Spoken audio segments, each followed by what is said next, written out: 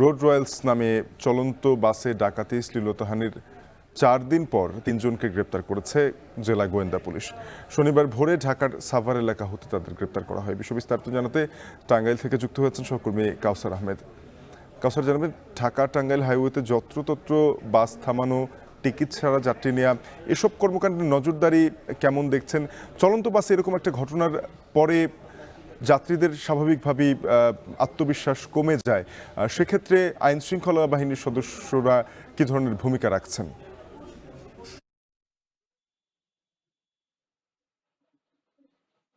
জি সাফিন, আমি আছি টাঙ্গাইল শহরে। আমার পাশেই টাঙ্গাইল নতুন বাস স্ট্যান্ড। আমরা লক্ষ্য করেছি এই বাসে ডাকাতির পর থেকে এবং বাসের যাত্রী ও ওঠানামার ক্ষেত্রে পুলিশ তৎপর রয়েছে। তারা বাস চালক এবং বাস সংশ্লিষ্ট যারা রয়েছে তারা বলছে যে বাস ছাড়ার আগে যারা বাসে যাত্রী হিসাবে বসে থাকেন তাদের ছবি তুলে রাখার জন্য এভাবে তারা জোরদার করেছে। আর এদিকে এই যে টাঙ্গাইলের যে একটা বাসের ডাকাতির ঘটনা ঘটেছে, নাটোরের বাস, সেই ঘটনায় কিন্তু 3 যুবককে গ্রেপ্তার করেছে। 3 জনের মধ্যে একজনের বাসা মানিকগঞ্জ, একজন শরীয়তপুর ও একজন ঢাকায় রয়েছেন।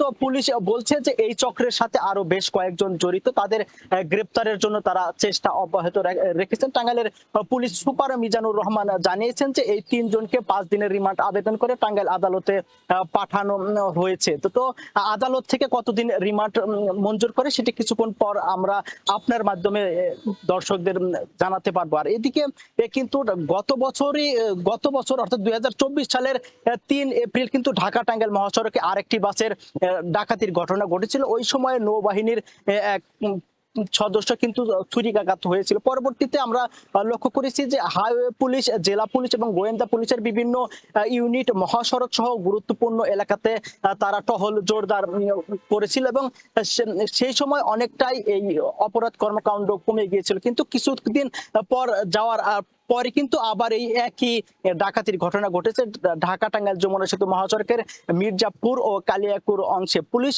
বলছে যে তারা এই ডাকাতি রোধ ও মহাসড়কে যে কোনো ধরনের অপরাধ কর্মকাণ্ড দূর করার জন্য তারা সবসময় তৎপর রয়েছেন। আর এছাড়াও যারা এই ডাকাতি কাজে জড়িত তাদের তারা খুঁজে বের করার চেষ্টা করছে। আমাদের সাথে কথা হয়েছে যে এই বাসে যে ডাকাতির ঘটনায় যিনি মামলা করেছেন তিনি দাবি করেছেন যে প্রথমে তিনি নাটোর এবং মির্জাপুর থানায় মামলা করতে গেলে তো কিন্তু পুলিশ প্রথমে মামলা নেয়নি, এটা নিয়ে তালবাহানা শুরু করে। তিনি জানিয়েছেন যে গত সোমবার রাত 11টার দিকে বাসটি ছেড়ে আসে গাবতলী থেকে রাজশাহীর উদ্দেশ্যে, পরে টাঙ্গাইলে ডাকাতির কবলে পড়ে। তো এই ছিল সাফিন টাঙ্গাইলে বাস ডাকাতির ঘটনার সবশেষ তথ্য।